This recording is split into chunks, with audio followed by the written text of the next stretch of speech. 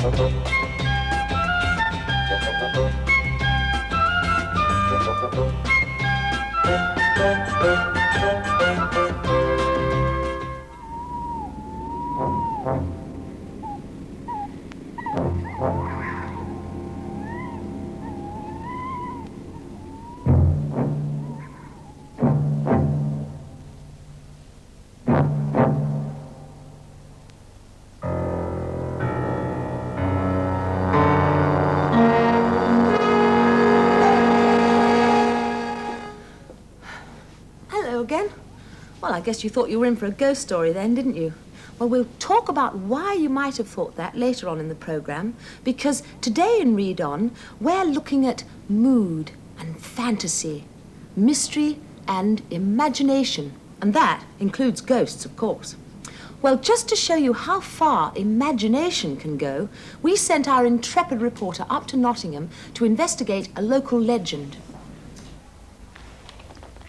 Well, here I am in Nottingham, and they said, look up a local legend. So I thought I'd come along to a public library and find out one or two things. One of the first things I'm going to find out is the definition of legend. Yes, here it is. An unauthentic story handed down by tradition and popularly regarded as historical. Well, there's only one story to do with Nottingham that I can think of that fits that description.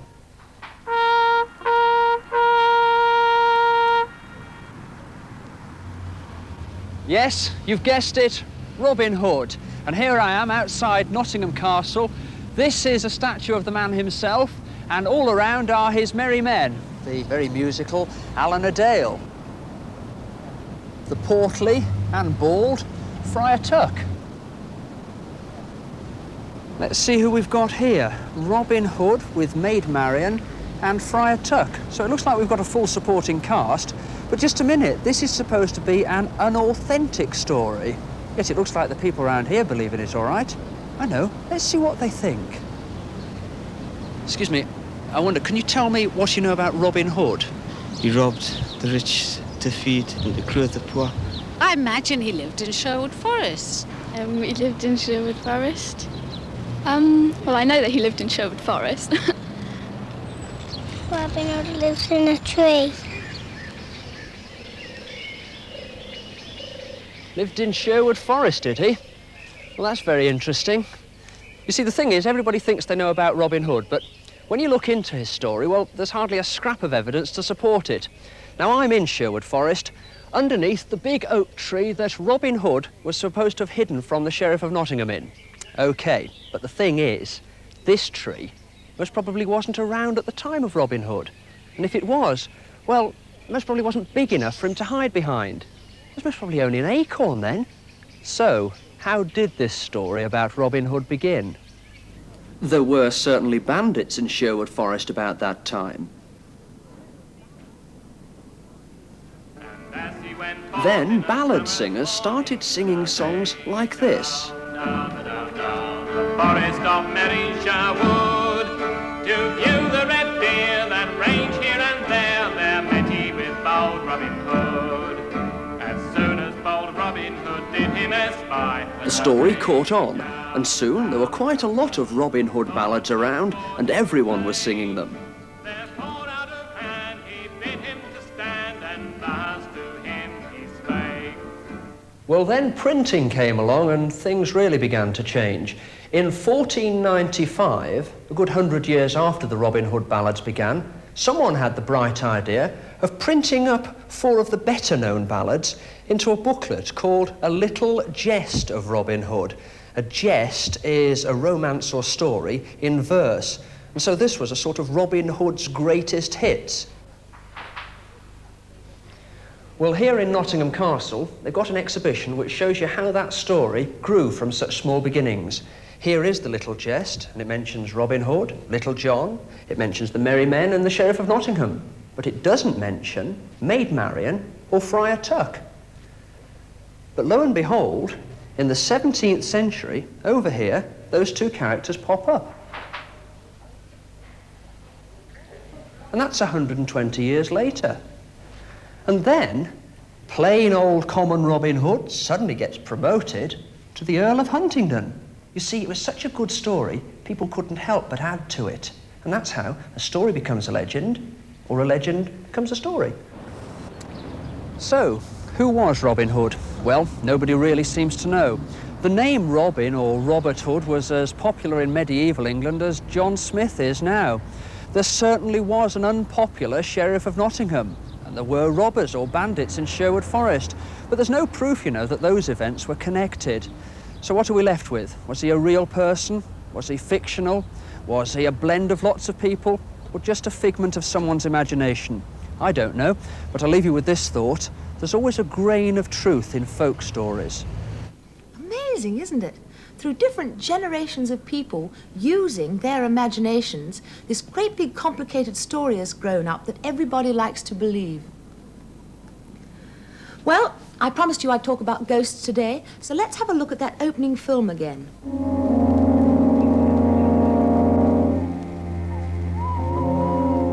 Feeling scared? Well, what if we shot at the same place, but this time in broad daylight?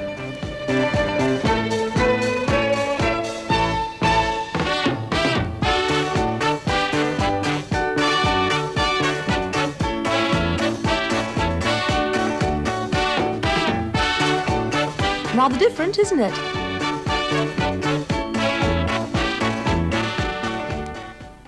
You see, it wasn't just the ruined abbey that gave you those ghostly feelings. It was what we added to it to build up the atmosphere.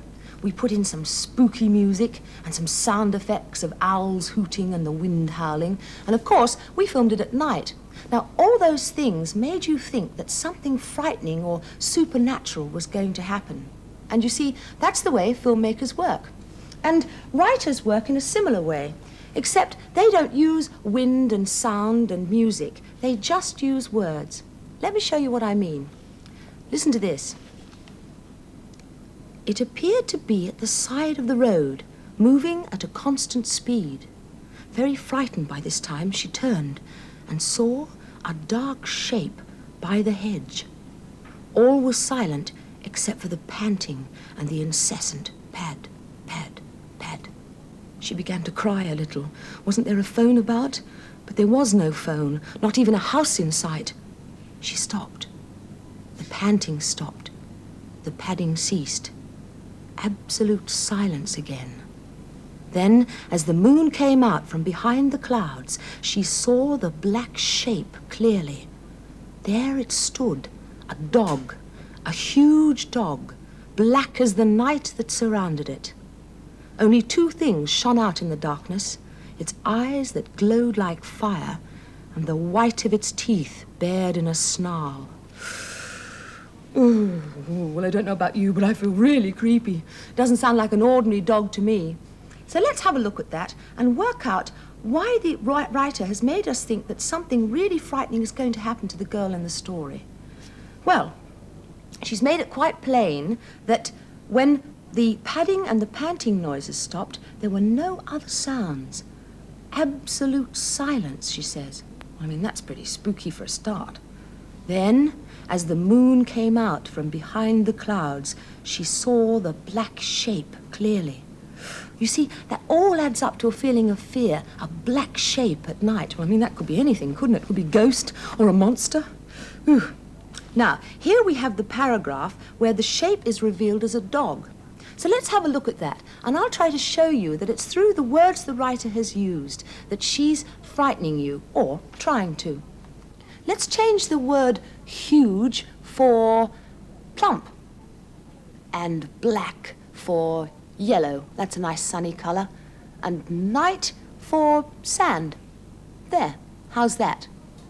There it stood, a dog, a plump dog, yellow as the sand that surrounded it.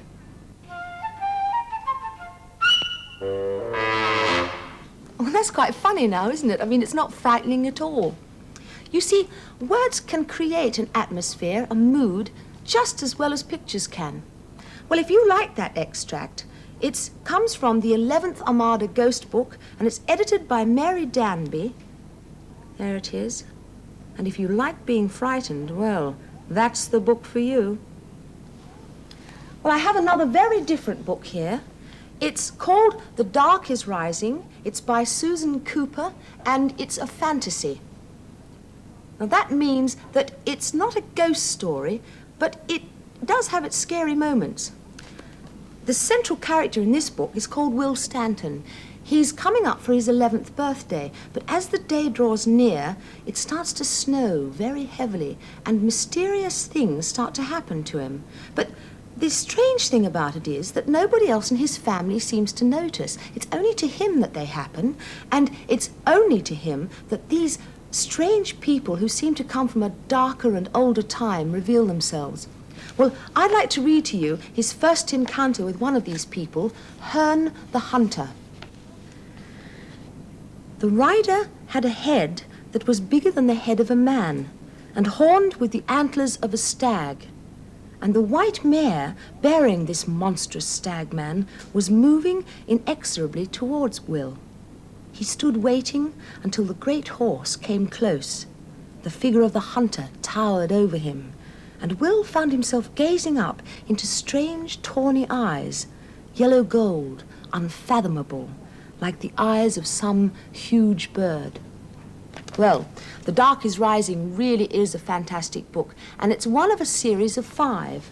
And Will's family feature in all of them. Now, if you have a look at these here, you may see that there's a similarity in these cover designs, and that's because they were all done by one man, Michael Heslop, who's a professional artist and illustrator living and working in Devon. I ride every weekend on Exmoor, and it was because of this riding, because of riding consistently, that I had the idea for this particular book cover. The idea originally came from a particularly nice passage about the hunter. Also, using the mask of the hunter. In the case of this particular mask, the description was of antlers of a deer, the ears of a dog, the eyes of an owl, and a human mouth. In his studio, Michael showed us how, once he has the idea for the cover, he collects photographic references to work from. Having got these, he makes lots of thumbnail sketches.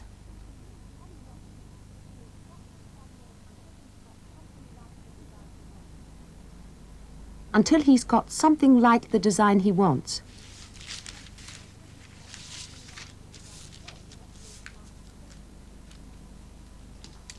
Then he has to make a master tracing of this design.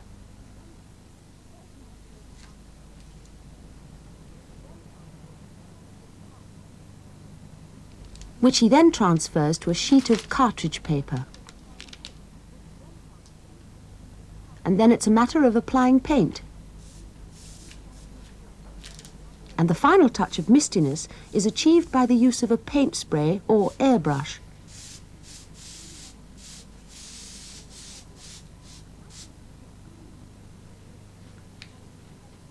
Michael visited Queen Elizabeth School and Community College in Crediton, where some second years put him on the spot about how he approaches his work.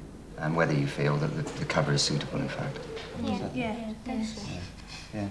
Why did you actually pick this picture? Because there's lots of different things in the book which you haven't picked out on the cover. When I first read it, I had a lot of ideas that occurred at the beginning, halfway through the book. But at the end, the most exciting bit I felt was when Hearn was chasing the dark. Yeah. And it seemed to me that that was the most appropriate, most exciting. And it symbolised the whole book to me anyway, which is why eventually, I did in fact use that particular image. I thought it was a really, really good one. There was a feeling of mystery about the whole thing, about that particular mask. Yes. And this is what's important about the book, is a sort of fantasy, realism book. That was the problem in doing the cover. When you actually started to illustrate this, did you before read the book right through, word to word, or did you just skim it and pick out bits? Yeah, well, this particular one I read fairly carefully. Yeah. But there are bits that one does in fact skim. You're after the main characters and the main scenes, the main things that happen within the book. Why is it you've used the white background for this book? Yeah. Well, what do you think? Winter?